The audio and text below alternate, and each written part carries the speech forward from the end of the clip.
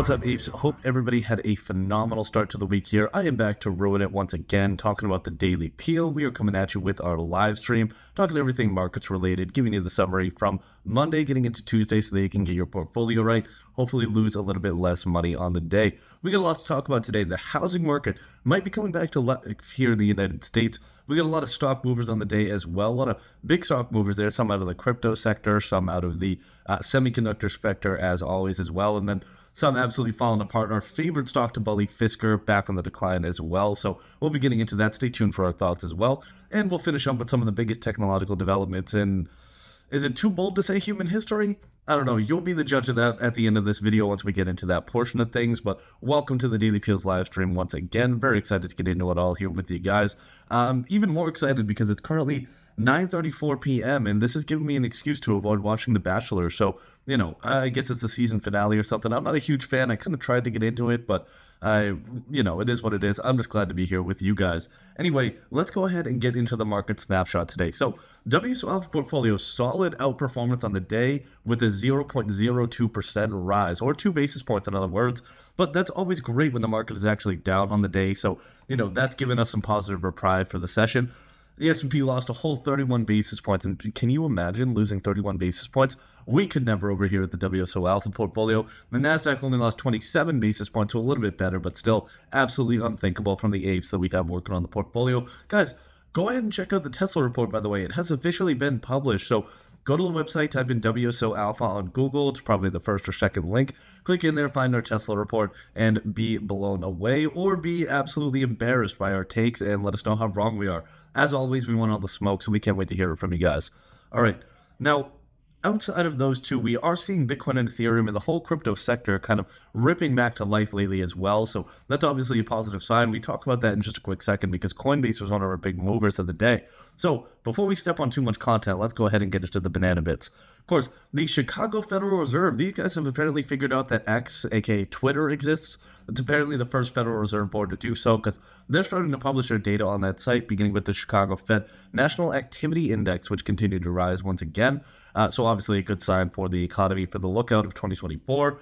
Now, digital assets, it's a tough week for them, or it was a tough lookout using data from last week because, as we just said, Bitcoin and Ethereum have been ripping this week, but last week was the first set of outflows that we've seen in at least 8 weeks from the digital asset sector. The past 7 weeks, they've been absolutely mooning thanks to BlackRock, Fidelity, and all these traditional financial companies coming in to absolutely save the digital asset sector. But we did start to see outflows last week. Grandma and Grandpa apparently aren't down for the volatility. They're pulling their money out of the ETFs.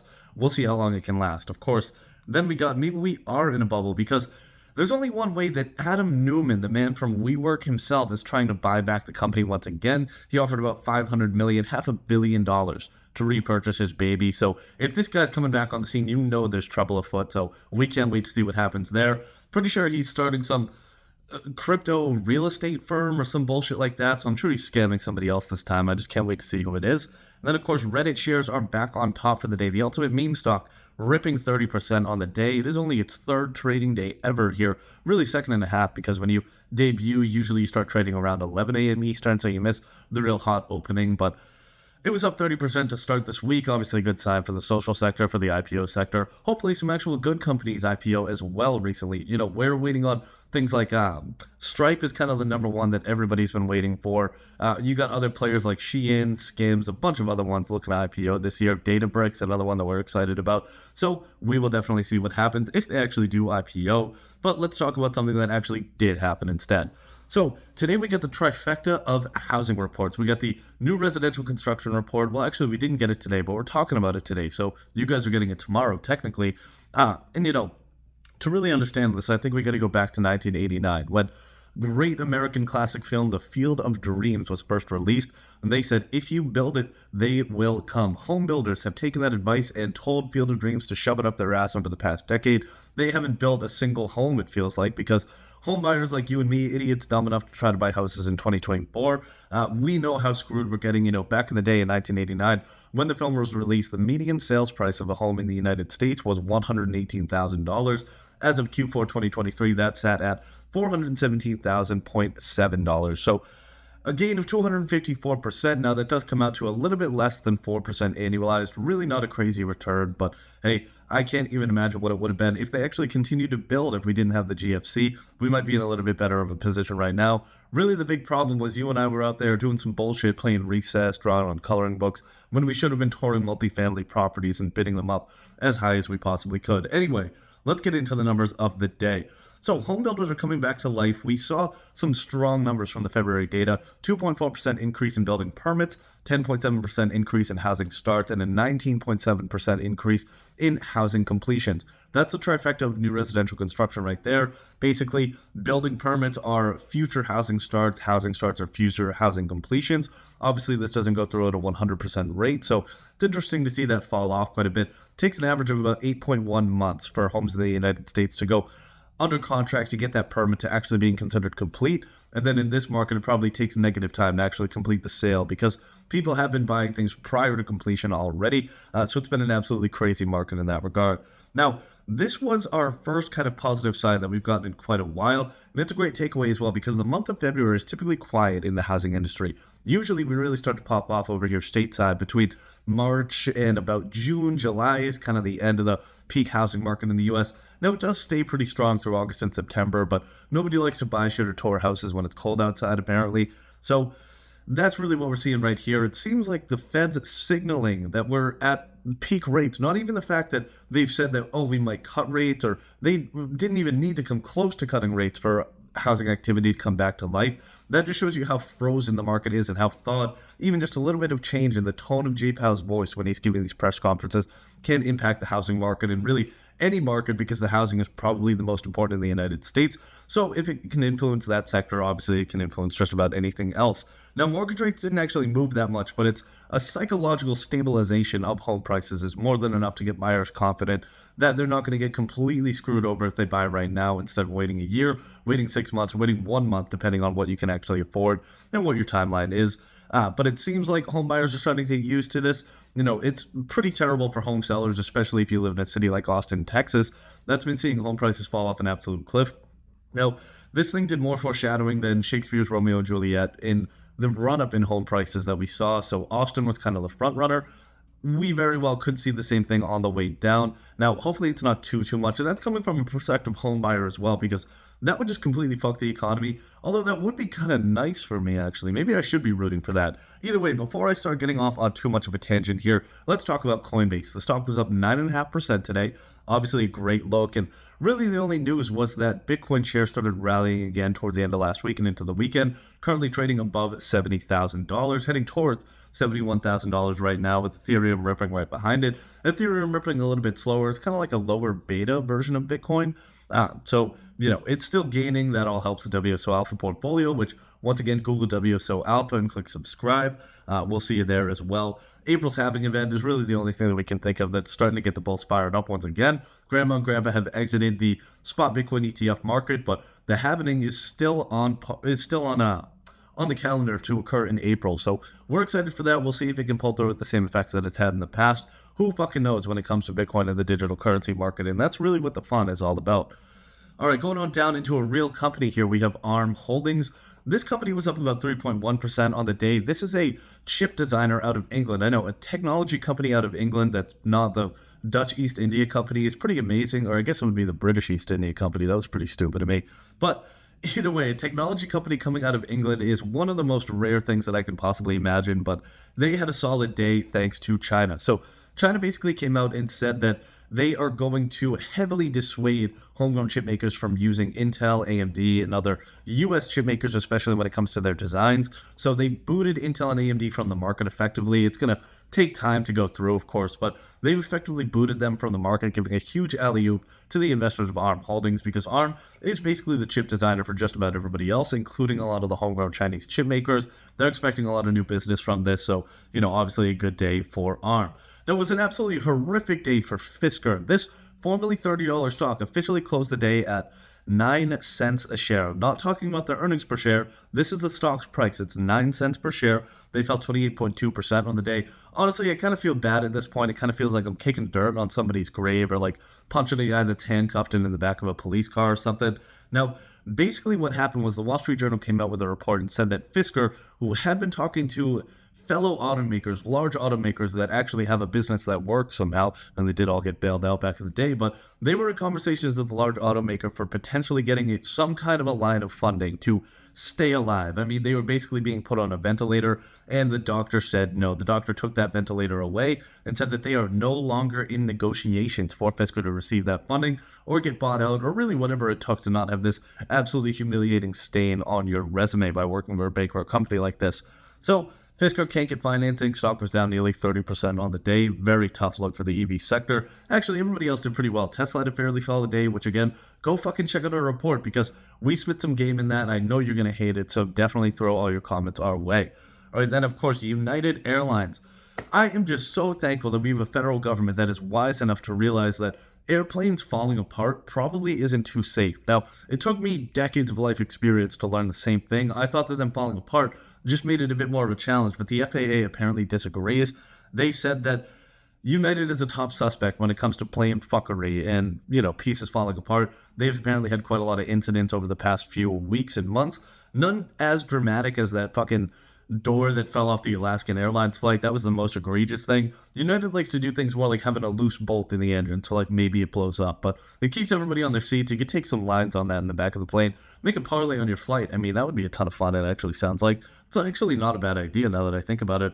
But either way, the company agrees with the FAA that their bullshittery needs to stop. The VP of Corporate Safety even came out and said that problems have rightfully caused us to pause and evaluate and kind of get the dreaded probe from the FAA. So that's what we're seeing right now. We'll see if United can survive this. Now, of course, this was another company that was bailed out back during the GFC. So if they survive that, they'll probably survive anything. The U.S. does not like to see big companies go bankrupt, so I'm sure they'll fix it, keep these monopolies, duopolies, and oligopolies going, and keep us all nice and miserable. All right, but something that might help make us not so miserable in the near future is, of course, the ability to use the Force. One individual actually got the ability to use the Force earlier this year. So what we're talking about here, of course, is Elon Musk's fourth favorite company, my bad. Neuralink. Now, Elon, I like to think that it goes Tesla, SpaceX, X, aka Twitter, and then Neuralink, and then all the other kind of like bullshit companies like the Boring Company and all that shit that's probably not actually going to work. I don't want to be an Elon hater or anything. I mean, the guy is trying to save the world, but still, it's one of those things that's like, you clearly don't like this as much as your other children. Anyway, Neuralink. Back in January, Elon Musk tweeted that his brain-computer interface company, yes, that's exactly what Neuralink does, had implanted a chip in its first patient. And so, a couple of weeks have gone by, recovery from the surgery, and bang, that guy's on stage at a Neuralink event, giving a speech thanking the company about how much their product had really improved his quality of life overall.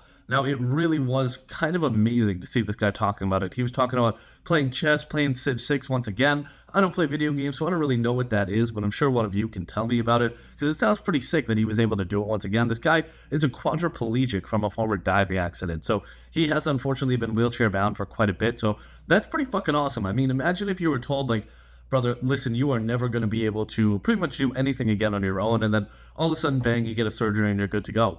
Another cool part about the surgery is that it wasn't actually done by a human being. I know most people probably assume that Elon went in there with a hammer and a chisel and fucking figured that shit out, but that's actually not what happened. Another really cool part about Neuralink is the fact that the surgeries were done completely robotically. So they have something that kind of looks like one of those old X-ray machines. Like if you went to middle school in like the early 2010s, you probably had one of those, like, not X-ray machines, but like those big-ass microscopes. It kind of looks like one of those, but this does brain surgery instead of getting you a D- on a report card on cells or whatever the fuck. Now, this thing did do surgery. It was effective. The patient has experienced a full recovery thus far. Pretty remarkable. Now, this isn't the first time that there's been a brain-computer interface inserted in a human patient. It is one of the first times that it's been done on a wireless connection. So this thing actually has a battery in it, and you kind of like stick the external charger to your head like this, and it charges up, apparently. Absolute magic, if you ask me. You guys know I'm the furthest thing from a technologist. I just think it's cool to watch, but it is pretty cool. This thing is basically like 6 pieces, it looks like, and it's, they really simplify it. So check out the image that'll be included in the peel as well. But when I say brain-computer interface, by the way, I want to make sure that everybody understands what I say. I mean, literally, there is a chip inserted in this individual's brain, and they can do things with their thoughts. They're communicating telepathically with a computer. And no, I am not exaggerating one bit. This is not Star Trek, Star Wars, whatever that other new nerd shit is. Probably will turn into Dune eventually, however, because as soon as these things overtake us, I mean, thank God Dune 2 came out at least, though, because it's kind of a script of how to survive in the post-Terminator world. And based on the development of artificial intelligence, human-computer brain interfaces at the same time, we're probably going to be needing that post-Terminator script fairly soon. Either way, it was a good day. It was a very interesting stuff, a great week as well, because Elon also launched the single biggest item that's ever taken flight in human history with Starship last week. So pretty good week for the boy. I mean, he's out here trying to save the world. He gets a lot of hate as well, so shout out to Elon. He's probably as happy as Mr. Patrick Starr on my sweatshirt is here right now, so definitely a good week for everybody involved. All right, and of course, to finish the day up, we had to get a quote from the boy himself, one of our all-time favorites from Elon. He said, "Failure is an option here. If things are not failing, you are not innovating enough." Now, if you're that Neuralink patient who's going to be the first one to get that chip, you probably don't like that quote at all, but it makes an absolute failure like me feel a little bit better because I can at least tell my parents that Elon says that failing is an option and that you should do it more and more, and they know that I'm really good at it by now, so we can all just hold hands and sing Kumbaya at this point. Guys, I hope you like our new decor, by the way. We're going full Boston with the Patriots, the Celtics, the Bananas. Bananas have absolutely nothing to do with Boston, but still, just asserting our dominance. We are coming at you, of course, from the Daily Peel Global headquarters with live video today. Guys, once again, leave your comments, leave your thoughts, tell us everything you like, you hate. We always love to read through it. It gives us a nice laugh as well. So, of course, let us know what you want to see more of, what you want to see less of.